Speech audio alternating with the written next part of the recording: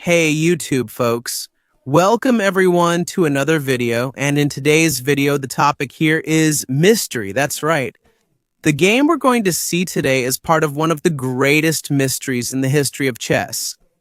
This mystery began around the year 2000, okay? On one of the most famous online chess platforms of the time, which was Internet Chess Club. This story became very popular during that time. There was a story about a player who would log into Internet Chess Club as a guest, so he wasn't a paid subscriber there, and this guest would invite the strongest players, the top grandmasters of the time, in the Internet Chess Club chat, convincing them to play a chess game.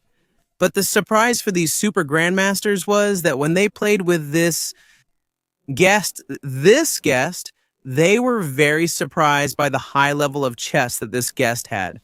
So at the time, the myth was created that it was none other than Bob Fischer, playing as a guest there on Internet Chess Club, the American super genius. So, as you know, Bob Fischer disappeared. He vanished from the map after winning the World Championship in 1972. Nobody knew about him anymore. And suddenly this guest appeared, and this story and this myth emerged. At the time, many also commented that it could be an engine, right? Which makes perfect sense. Why couldn't it be an engine? But this engine story didn't really make much sense because this guest, this mysterious player, played very fast. In fact, he played a lot of bullet games, which for me totally rules out the possibility of it being an engine, right? Because these are 1-minute games where you have to play very fast and those moves have to be coming from your own head, right? This story really gained a lot of traction after this supposed Bob Fischer played against the super grandmaster of the time, Nigel Short, who had over 2,800 rating on Internet Chess Club.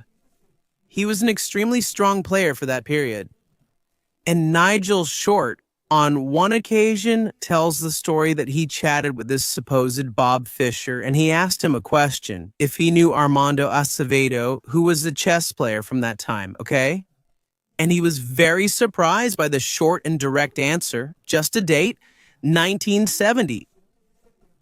At that moment, Nigel Short was absolutely sure that it was Bob Fischer in front of him. Why? Because Bob Fischer played against Armando Acevedo only once, precisely in 1970 at an Olympiad. For Nigel Short, he was absolutely certain that that guest was Bob Fischer. So folks, the mystery is set. Get your hearts ready because today's game is absolutely innovative, provocative, and brilliant. And let's go straight to it now. So folks, here we are, and playing white was the supposed Bob Fischer against Nigel Short, who was playing black. And now get ready to be surprised because the opening played by the white player, the supposed Bob Fischer, is nothing traditional, nothing common. It's absolutely incredible. It's incredible. The first move is f4, which is nothing special. The bird opening played by many players. Black responded with d5, so Nigel Short is already expanding the main pawns in the center. And now comes the surprising and crazy move, king to f2. What is the grob compared to king f2 on the second move? Well, this is a totally crazy position, completely outside of chess theory, because here white doesn't develop any pieces and actually makes the king's position much worse by putting the king on a much more exposed square. But this is the big controversy in these online games of the supposed Bobby Fischer. He plays very provocative games here, totally provocative openings. Nigel Short continues playing with a knight to c6. Black is playing well within theory, developing pieces and controlling the center. And now king f3 was played here by the supposed Bob Fischer. It's actually funny because, once again, he makes a king move, doesn't develop any pieces. That's not right. It's definitely very wrong.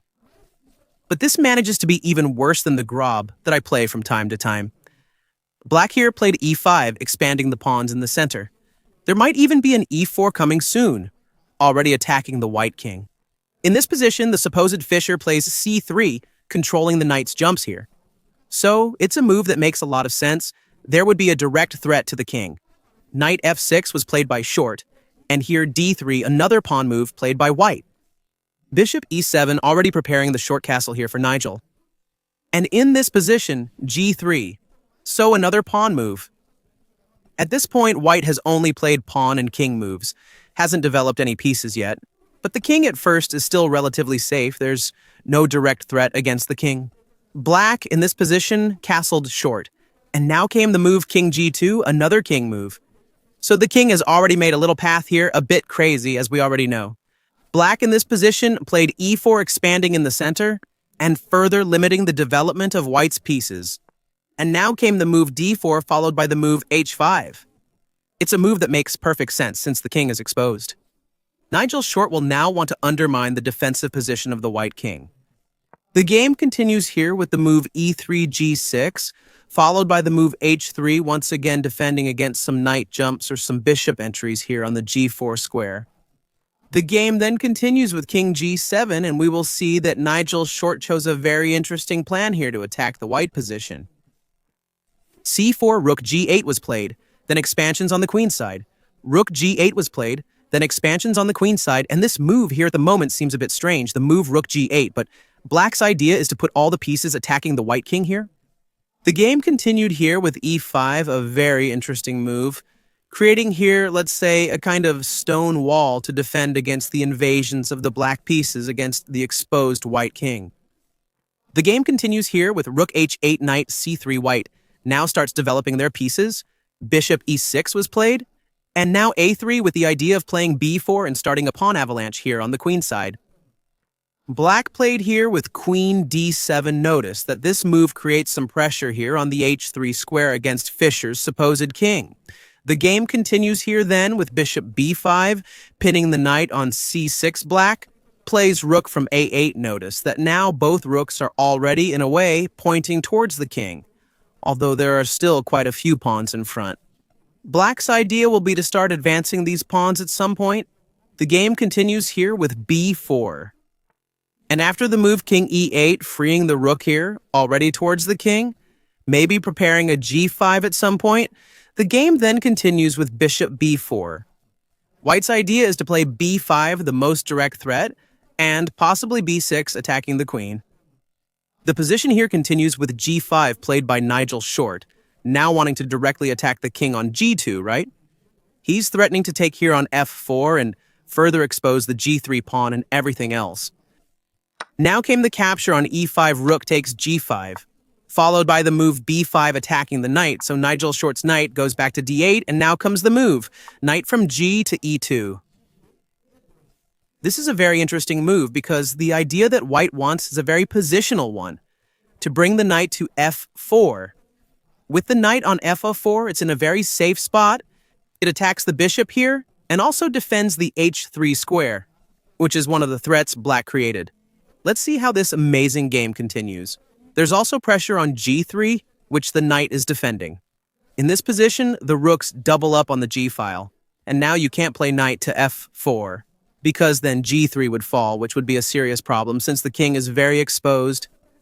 Now comes the move b6, a discovered attack, and it also creates a very interesting threat here, to capture on a7 and promote, of course, but there's still defense. So Nigel Short played here with c6, defending against the bishop's threat.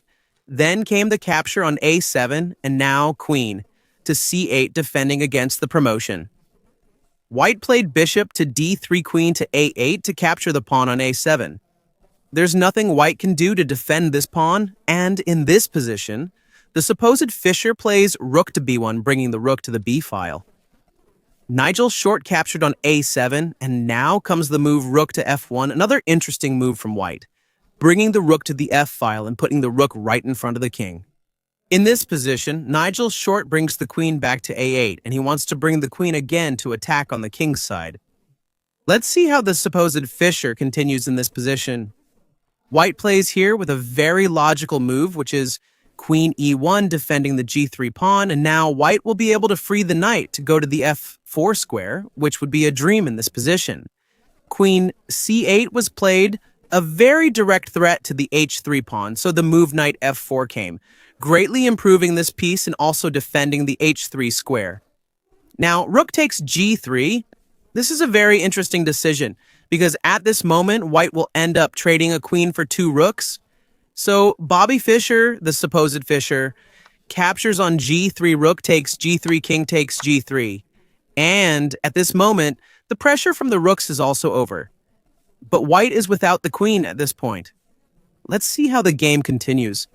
Bishop f5 was played, meaning Nigel Short doesn't want the knight to capture the bishop, and he also frees up the e6 square to put his knight there. In this position, the move bishop d1 came, which attacks the h5 pawn twice. Nigel Short isn't too worried about this pawn. He continues playing with knight e6. Knight takes h5 was then played by the supposed Bobby Fischer, the Great Mystery, and the game continues with the exchange of knights. Bishop takes h5 and then knight g7 attacking the bishop. The pawn is also threatened because a very strong pressure has been created on h3. The bishop retreats, getting out of the threat and defending the h3 point. Bishop takes g4h takes g4. And at this moment, it seems that the position has calmed down a bit for white because the f rook is active, the b rook is also active, and there are positions here where white can improve their pieces. For example, knight e2, knight to f4, and the knight will be very well placed on that square. Another important thing to notice is that the black knight on g7 ended up being limited here by the pawn on g4, so it can't jump to those squares. The bishop is also quite limited at the moment. It can't move because of the pawns here that are restricting the dark squares. And a plan for black could be to bring the knight to e6 and the knight to g5. The game continued here with queen c7, a very annoying check. The king moves to g2 at this moment. There's no direct threat. So then comes the move knight e6, really aiming to bring the knight to g5 and then to f3, which would be a dream square for the knight here. In this position, white then plays bishop d2. Now comes the move knight 5, followed by the move bishop e1. Notice that the white bishop is aiming to go to the g3 square to put pressure here on this diagonal where the queen is playing very actively. Now comes the move, knight f3, a very aggressive threat, because now queen h2 would be terrible for white. So the supposed Fischer plays rook h1 here, defending the h2 square and at the same time activating the rook on the h-file. Now comes queen d7, attacking the g4 pawn. The very active king goes to defend the pawn, protecting it like a warrior, the king in this position. And now bishop to 8, that move that scares you, right? Because now bishop c7 would be very strong, completely invading the dark squares here, making the king move away from the pawn in a certain way. And there could be problems here with queen takes g4. But the supposed Fischer already had moves up his sleeve. He plays here with knight e2, and after bishop c7, knight f4, blocking everything. Black in this position plays here with queen e7, and we'll soon understand the ideas behind this move. They're not so clear yet. But the game continues here with bishop e3 connecting the rooks again, removing the bishop here that was being an obstacle. And now comes the move bishop takes f4, and that's precisely the idea behind queen e7. After e takes f4, notice that now there's a passed pawn here. It's simply 3 squares away from promotion, and the queen is supporting this pawn from behind. Let's see what happens. The game continued here with king g7, and after the move a4, white starts to expand the pawns, trying to create some breakthroughs here. Then comes the move queen c7, pinning the f4 pawn as well. Keeping the defense of the b7 pawn here. The idea behind queen c7 isn't absolutely clear, but the supposed Fischer plays here with rook e6, and this is a move that brings a very direct idea. And what is it? Double up on the b-file and now capture the b7 pawn. How are black going to play against this idea? Well, black has problems in this position. It's not easy to play. Nigel Short played here with bishop to 6, and then came rook from h to b1, the violent doubling. The king moves out here, right? Because if it took on b7 with the king on g7, it would lose the queen. So here comes the move king to g6, the capture on b7. And then the move queen to d8, the queen returns, getting out of the threat. Here come the whites attacking ideas, supposedly from Fischer, with the move f5. The king is absolutely trapped. Can't go back because the rook is defending the 7th rank. The king is forced to go to the h file, or else to the g5 square, which would be really bad, right? Because he's on a dark square and under heavy attack. But since there's not much to do, king to g5 was played. That's right. Now comes the move rook to g7, very strong. And here black is already in a mating net because after king to h6 comes the move rook to g6, forcing the king to go to h7. And now rook to h1, and there's no way out anymore. The only possibilities to delay mate a little, or with some checks, is to block with a knight. But in any of the squares, the rook will capture.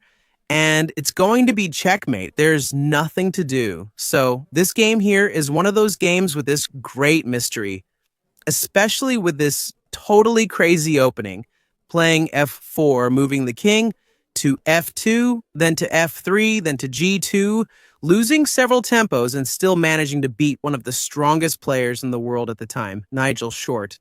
So what do you think about this mystery? Have you heard of it before? Share your thoughts in the comments about this supposed Bobby Fischer online. And if you believe this story, if you really think it was Bobby Fischer, comment down below because I'm really curious to know your opinion too. All right, guys. And so, guys, if you like this video or found this story interesting and crazy, don't forget to leave a big like down below because it really helps the channel grow. And if you're new here on the channel, subscribe down below so you always get notified when new videos come out here on the channel. See you in the next videos, guys. Thanks.